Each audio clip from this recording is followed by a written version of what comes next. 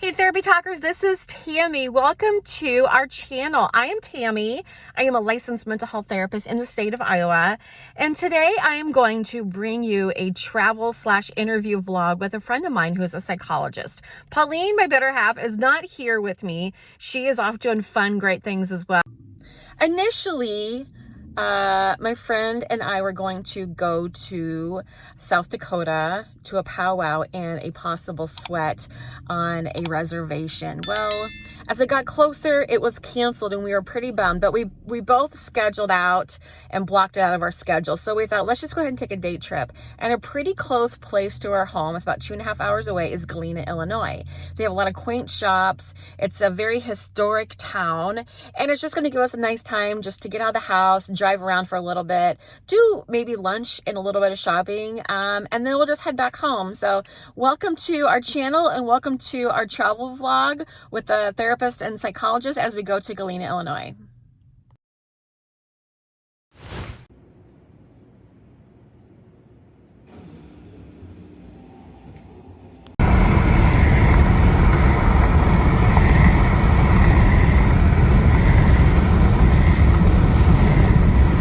Okay.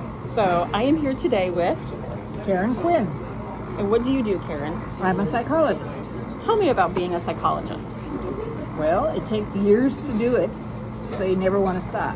You never want to stop? Yeah, I don't ever, when they carry me out of my office, I'll probably stop. So you won't retire, you don't think? I could be coaxed into retiring. The computer industry could get me to retire because more and more billing and everything has to be done on computer, and I'm just not, I'm 73 years old. I didn't grow up with computers. Was it hard to make the shift from going from paper notes probably to electronic everything? Well, it would have been, it's harder. Yes, it's hard. In the 90s, I would bill for somebody and they'd pay me, period. No questions asked. Now there's a lot of questions asked.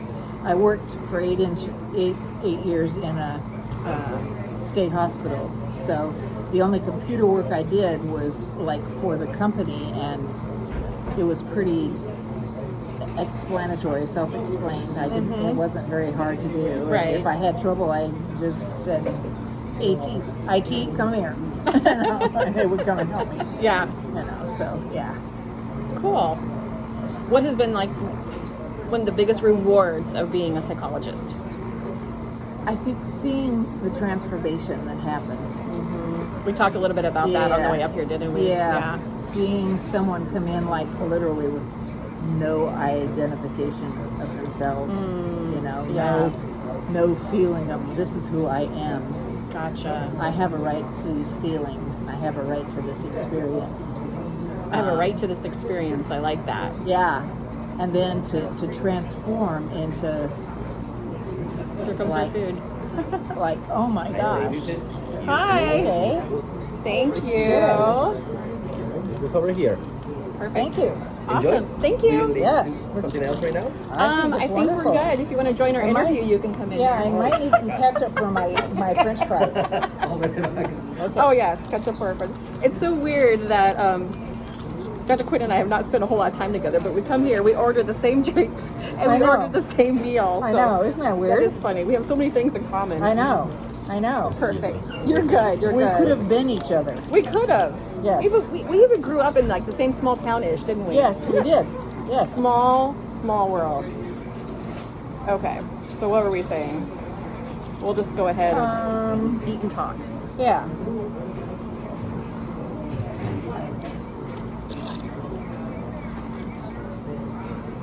Oh, this is ketchup. Is this? This is sauce for the shrimp. It is. I was using it as ketchup. But it's very good. Yeah, it is good. Ketchup. Yeah. So anyway, some of the challenges. The challenges are more for me, well, there are a couple. The challenges of the bureaucracy, meaning the people who I have to bill to, and the computers that I have to use, the computer knowledge that I have to use and stuff like that. That's one of the challenges for me right now. Yeah. But I guess another challenge is the empathy, the feeling, the empathy of all that feeling in my office. I mean, my office is pretty small. It feels like it needs to be like a football field once in a while to contain all of the stuff that some people bring in. Yeah. Can you talk a little bit more about that? I don't want to grab a napkin quick. Sure. Just like maybe some of the people who haven't been to therapy before or seen a psychologist before, what's that like to like be in that type of environment for you? Yeah, even some of them that have been to therapy before come in, and I do depth psychology. In depth? Depth. Okay. Yes. So, yeah, I will take people that are in a crisis and they're going to see me for 4 sessions and they're going to be ready to go. Right. That's okay. But you don't prefer that, it sounds like. I don't prefer it. And I like working with people that really want to make some lifetime changes. You know, that come in and they're just like, I don't know what has hurt me all my life, but it just keeps biting me in the butt. And I keep having to do the same thing over and over and over. And I like working with those patients. And I had one that I've been seeing for probably 7 or 8 years now. Oh my. And she's had several therapists before. And first off, she was surprised at the level of boundaries that I set. Boundaries are important. We talk a lot about Absolutely. Like, she could not come to one yoga class because I was in that yoga class.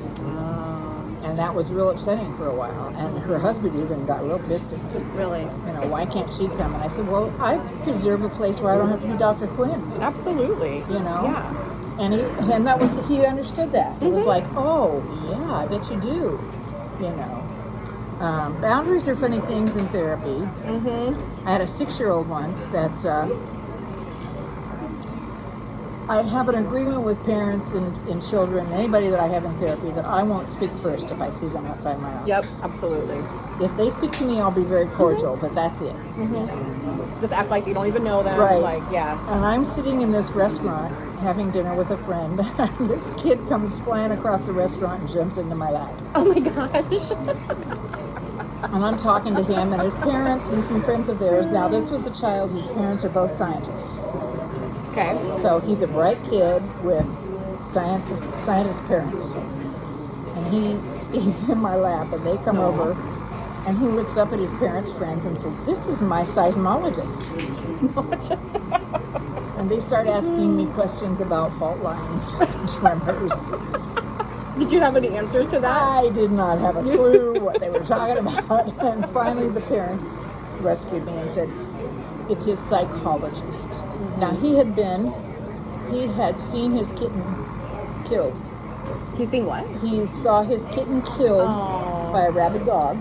And the only reason the dog couldn't get him is that he was able to climb onto Dad's workbench in the garage. Gotcha. And up the side of the garage. And he had some post-traumatic stress kinds of stuff going on. Yeah, absolutely. But that was a funny experience with boundaries. It's like, what do I say to the people that expect me to know about fault lines and stuff? That's funny. Yeah. Well, what are some, maybe I should let you take a bite.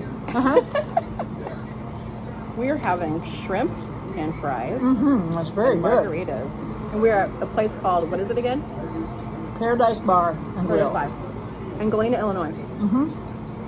Just over the border from Iowa, where we're both from. Actually, we live really close to each other. Yes, we do, within blocks. Which is super strange, too. So, what has been some of the highlights of your career? Of my entire career.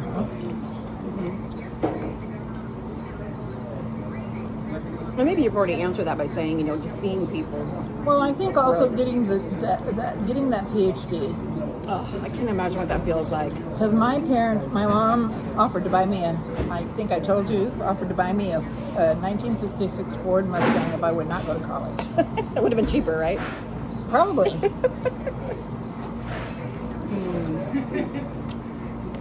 And I declined that offer. Yeah, because you wanted to be a psychologist so bad?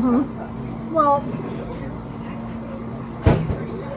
My dad was of the opinion that I should be a nurse, or I should be a teacher, or I should go home. Or come home. So I did speech therapy because I got a lot of neurology in that. Gotcha. that Okay. thing, and Yeah. a lot of quite a bit of behavioral kinds of stuff. So I enjoyed that. But I went directly from my bachelor's degree to a master's degree in rehab counseling. I tried to take these like shortcuts, like, okay, maybe I can just be a rehab counselor. Now I have to go all the way. I just don't like school. I never liked school all Yeah, that much. I hear that. So I was a rehab psychologist in Tucson, Arizona. I worked in 2 psychiatric hospitals there. As a rehab therapist. Sort of. Look at her face. Yeah. There's more to sort that of. story. Yeah, yeah. The second one especially, I was in emergency room psychiatry. And I had to diagnose a lot, and they liked my diagnosis. They liked the way that I dealt with people. They liked the way that I ruled out problems. Yeah. So that was really fun. It was really hard. But you sometimes, weren't it's doing psychology stuff at that time. fun. Well, I guess you call it psychology. It was an intake. Okay. You It's know, like a normal it was- psychosocial type stuff. Okay. So we can get this open without But I spilling. wasn't doing therapy Yeah. at that time. Just assessments. Yeah. Ish. Yeah. Gotcha. Yeah. And that was fun. And I got some real good recommendations for my doctoral program because I worked there for about 2 years, and then I was tired of babies giving me orders. Oh, Because gotcha. the interns and stuff just, it looked like they just got out of high school. I'm like, oh, give me a break. So did you do this later in life then? No, actually, that was, I went back to school for my doctorate at 32, I think it was. Oh, okay. You were just a baby. No, that was not too old. Yeah. That in itself had to be super challenging, I'm guessing. Yeah, it was. Especially with parents who didn't want me going to school. Yeah. They're like, drive this Mustang instead. Right? Oh. So what made you want to be a psychologist? I just was always curious about why people do the things they do. And I think my mom being crazy probably had something to do with it. Like literally? Literally, she was pretty crazy. Oh, okay. Yeah. And she was mean as a snake. Aw. You know, so it was not fun growing up with her. Do you think that maybe was a little bit of your drive?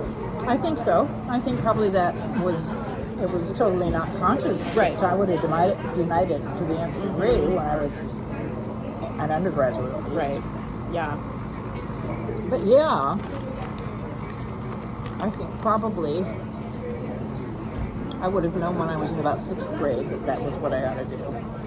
My mom said one time, if you didn't spend so much time carrying kids around at the skating rink, you'd be a really good skater. She was really frustrated that I had more fun teaching the little kids stuff. Oh, really? How was everything? We're good. Yeah. It's very good. Thank you. Any glass of water? Actually, yes. That would be good. Yeah. We have an adorable little waiter. He was very nice.